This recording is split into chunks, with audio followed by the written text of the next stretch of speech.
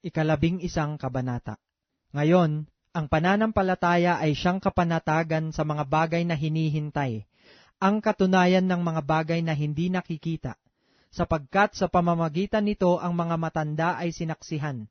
Sa pananampalataya ay natatalastas natin ang sanglibutan ay natatag sa pamamagitan ng salita ng Diyos. Anupat ang nakikita ay hindi ginawa sa mga bagay na nakikita. Sa pananampalataya, si Abel ay naghandog sa Diyos ng lalong mabuting hain kaysa kay Cain. Sa pamamagitan nito'y sinaksihan sa kanyang siya'y matuwid, na nagpapatotoo ang Diyos tungkol sa kanyang mga kaloob, at sa pamamagitan nito, patay na siya ay nagsasalita pa. Sa pananampalataya, si Enoch ay inilipat upang huwag niyang makita ang kamatayan, at hindi siya nasumpungan sapagkat siya'y inilipat ng Diyos. Sapagkat bago siya inilipat ay pinatotohanan sa kanyang siya'y naging kalugod-lugod sa Diyos. At kung walang pananampalataya ay hindi maaaring maging kalugod-lugod sa kanya, sapagkat ang lumalapit sa Diyos ay dapat sumampalatayang may Diyos. At siya ang tagapagbigay ganti sa mga sa kanya'y nagsisihanap. Sa pananampalataya, si Noe, nang paunawaan ng Diyos tungkol sa mga bagay na hindi pa nakikita, dala ng banal na takot, ay naghanda ng isang daong sa ikaliligtas ng kanyang sangbahayan, na sa pamamagitan nito ay hinatulan niya ang sanglibutan at naging tagapagmana ng katuwiran na ayon sa pananampalataya. Sa pananampalataya, si Abraham, nang tawagin, ay tumalima upang pumaroon sa isang dakong kanyang tatanggaping mana, at siya'y yumaon na di nalalaman kung saan siya paroroon. Sa pananampalataya, siya'y naging manglalakbay sa lupang pangako, nagaya sa hindi niya sariling lupa, at tumahan sa mga tolda na kasama si Isaac at si Jacob, na mga tagapagmana ng isang pangako na kasama niya. Sapagkat inaasahan niya ang bayang may mga kinasasaligan, na ang nagtayo at gumawa ay ang Diyos. Sa pananampalataya, si Sarah rin ay tumanggap ng lakas upang ipaglihi ang binhi, nang lipas na ang kanyang gulang. Palibhas ay inari niyang tapat ang nangako. Kaya naman sumibol sa isa, sa kanya na tila patay na ang kasing dami ng mga bituin sa langit sa karamihan, at di mabilang na gaya ng mga buhanging nasa tabi ng dagat. Ayon sa pananampalataya ay nangamatay ang lahat ng mga ito, na hindi kinamtan ang mga pangako, ngunit kanilang nangakita na natanaw mula sa malayo, at kanilang ipinahayag na sila'y pawang taga-ibang bayan at manglalakbay sa ibabaw ng lupa. Sapagkat ang mga nagsisipagsabi ng mga gayong bagay ay nagpapakilalang hinahanap nila ang lupaing kanilang sarili.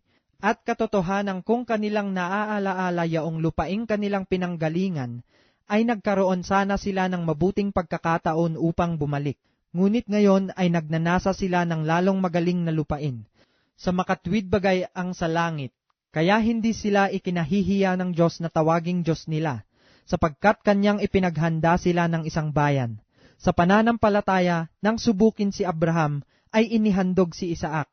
Oo, siyang tumanggap na may galak na mga pangako ay siyang naghandog sa kanyang bugtong na anak. Sa makatuwid bagay yaong pinagsabihan, kay Isaac ay tatawagin ang iyong binhi, na inisip na maging sa gitna ng mga patay ay maaaring buhayin siyang maguli ng Diyos.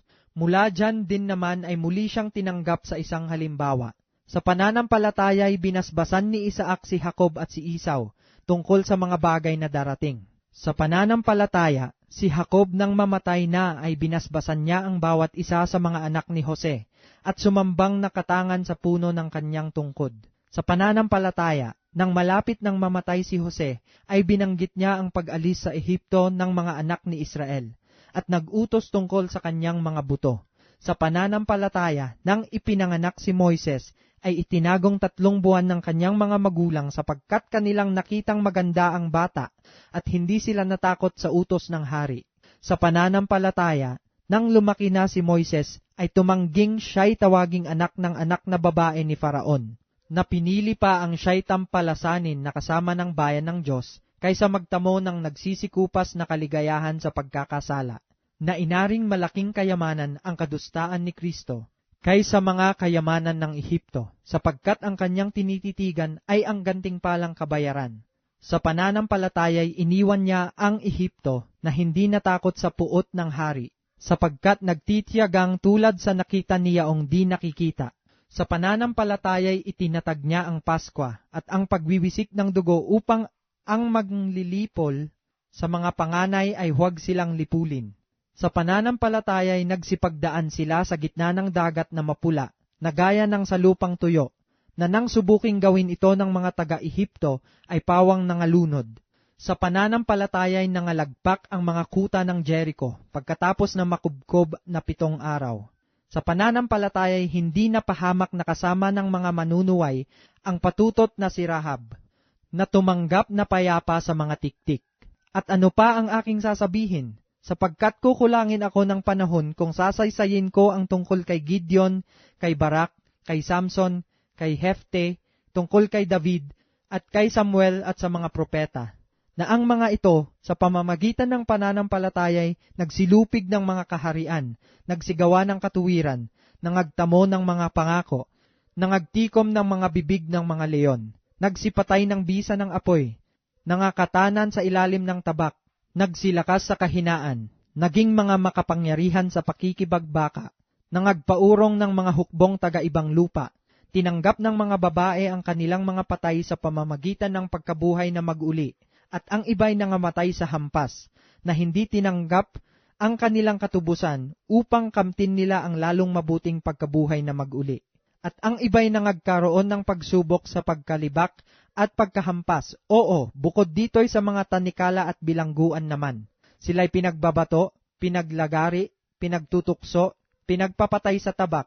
Sila'y nagsilakad na paruot parito, na may balat ng mga tupat kambing, na mga salat, nangapipighati, tinatampalasan, na sa mga yaon ay hindi karapat-dapat ang sanglibutan, na nangaliligaw sa mga ilang at sa mga kabundukan at sa mga yungib at sa mga lungga ng lupa.